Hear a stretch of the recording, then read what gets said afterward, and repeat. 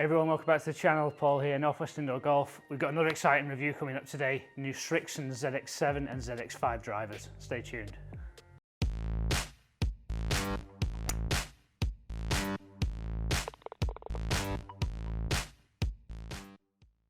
Okay, so two new drivers available from Srixon. We've got the ZX7 and also the ZX5. Srixon are a massive company. Most people will probably know Srixon for the golf balls, primarily before the golf clubs. They've made a massive shift into the iron market over the last few years, and their irons and their utility irons are absolutely incredible.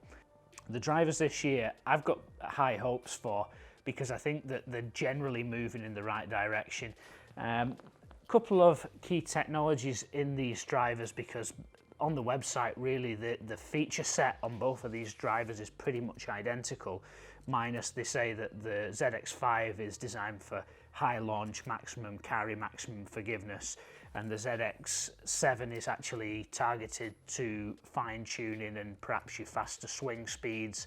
Rebound frame features on both of these. What effectively that does is increases the ball speed on off-centre hits, because where the centre of the club would have a significant amount of flex to increase the pop or the ball speed from the club head, when you hit off-centre, heel and toe, these sections are quite rigid usually, so there's effectively an area on the outside of the club head which allows the whole club face to compress and then propel the ball off. Now, I'm kind of interested because from the testing I've done myself, both of these drivers do that very well. Although that being said, a little spoiler that the ZX7 is undoubtedly faster than the ZX5. In fact, I found it to be 1 to 2 miles an hour quicker comfortably, and that's across all strike points. And they are saying that these are both flatter and shallower heads than previously seen from Srixon, because that's more in line with what their tour staff are sort of pushing for. So hopefully that's not run away with itself too much to the point where it becomes unuser friendly for your average golfer. So let's jump across and get warmed up. I'm going to go through some of the shaft options available a little bit later, and let's see how they stack up. Okay, so for you guys who've never heard of Srixon before or never really shown any interest in their products, Srixon are a Japanese company, massive traction in the iron market, also owners of Cleveland, which I'm sure you will all know make phenomenal wedges, but never really been a big name in the driver and fairway wood market. So I'm going to give these drivers a test. Now, if you've never tried Srixon drivers in the past and you want to use this video to serve perhaps as a benchmark, I'm going to put my own M6 driver against it. So this M6 I've had for a couple of years. I've had pretty good success with it.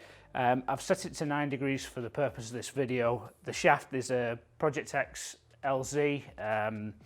This is a handcrafted variant, so this is a pretty premium shaft, even though it's a couple of years old now, in 7.0, which is quite a firm X-Flex. And I've had pretty good success with this. Lengthwise, it's 45.5 inches, so it's not super long.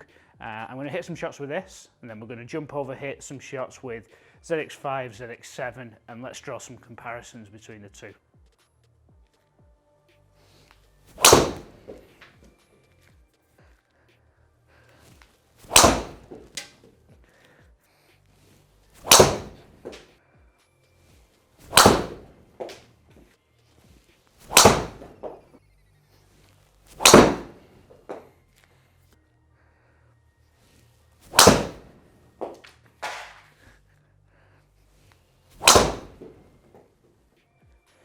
Right, that's a bunch of shots recorded down with the M6. Let's compare with the ZX5. Now, the setup I've gone for in the ZX5 is a 10.5 degree head, which is the lowest lofted head that they actually offer in this model.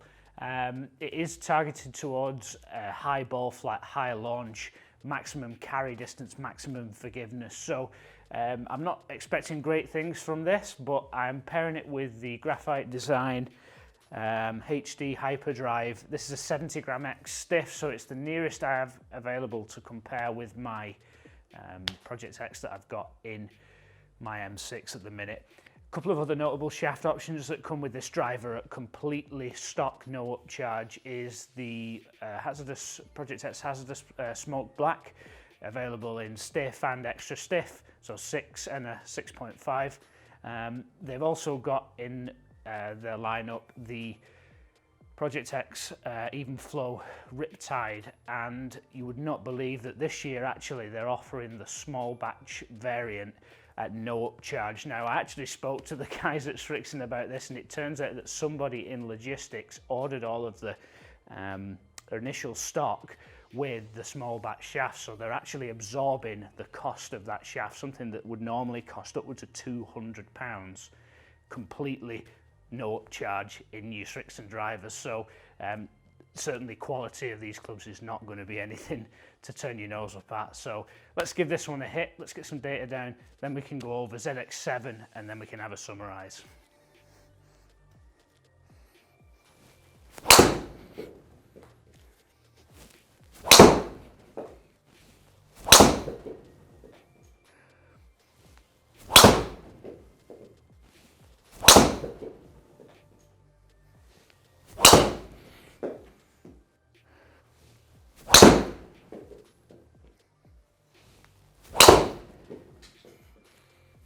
Last up, ZX7. I've got this in a 9.5 degree head, standard loft.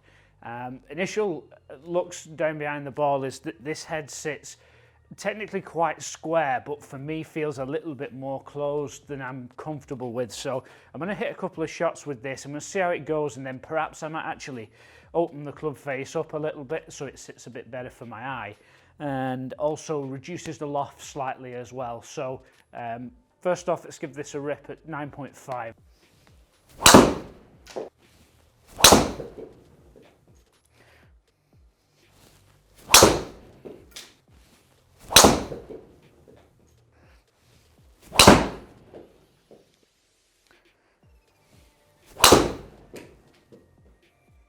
Initial run with the ZX7, there's one thing that's for sure, it is significantly faster in ball speed than the ZX5, so actually looking at almost a couple of mile an hour ball speed increase. The spin's lower, the launch is definitely lower.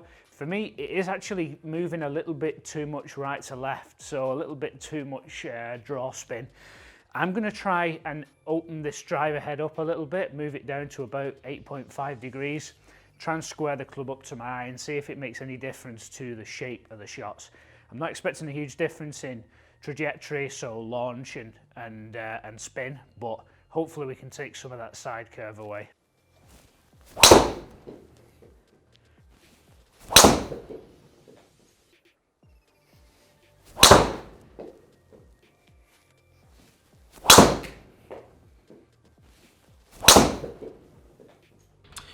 Alright, so let's review through what we've got recorded down, and as per previous tests, the club data is pretty similar, so attack angle, club path and swing speed are within a margin of error really. Where there was a variance, however, was ball speed. So starting off with my own, and we'll use this as a reference benchmark, 161 miles per hour ball speed. We've got 2400 spin, just shy 2389, 278 carry, 297 total. Then the ZX5, so the more forgiving of the options. Club head speed was the same, give or take. Ball speed was 159.8, so a little bit lower than the M6, so not quite there with the ball speed. Spin was also quite a bit higher, it was 2830 backspin, and there was a little bit of right to left curvature. To be fair, the ZX5 impressed me. There wasn't a whole lot of dispersion. It wasn't the longest carry by any means, so we were at 276 carry and 285 total because the descent angle was quite steep. So the max carry, max launch message with the ZX5 there definitely tallies up with what we're seeing in this test here, but with the extra spin, with the extra launch, the dispersion was really good. ZX7 I've tested in 2 lofts. with the ZX7 in the 9.5 with the neutral club face alignment. 161.8 ball speed, so actually faster than the M6, which was impressive, because the M6 is certainly no slouch when it comes to the producing the ball speed. Launch angle was pretty good out at 15, so it's a little higher than maybe some people would like to see, but spin 24.55, a little bit too much left curvature. And when I was looking at the curvatures, not only was I looking at consistency, but also a quantity of curvature. So where the M6 was quite inconsistent, I had a few that curved left, few that curved right. The ZX7 was consistently drawing and 10.5 degrees spin axis, so we're looking at like 40 feet of curvature. You wouldn't think it's that much, but if you're not quite dialed in with your start line, that definitely has an effect. So when we tried the Graphite Design Hyperdrive ZX7 8.5, we saw a little drop in launch angle, just less than a degree, and the spin rate came down about 80 RPM as well, but the side curvature actually better than halved, so went down to like 4 degrees of side curvature and very consistent from right to left as well. So actually did improve over the M6. I didn't know really what to expect in terms of distance performance with these drivers, but 284 carry and 299 total with the ZX7 in its more dialed configuration. I'm quite impressed with that. I think the Srixon drivers definitely mean business this year. For me, the ZX5 is a great driver if you have too much curvature or slice spin, if you need help getting the ball in the air. If you've got a little bit more output in terms of swing speed, then ZX7's really good, and I actually really like the way you can dial these in with both lie angle, loft, and club face orientation as well. Hope you enjoyed the video. I found that really interesting. Srixon have come a long way, certainly in the last few years. I think they're a real player in the driver market this year. For them to go competitive with a M6 driver, which I've used for 2 seasons now as well, something that would give undoubtedly the Taylormade M6 a bit of an advantage. ZX7 has actually come out on top of this comparison today. So if you like the video, smash the like button, get yourself subscribed to the channel. We've got loads more reviews coming just like this, and we'll see you again very soon. Take care.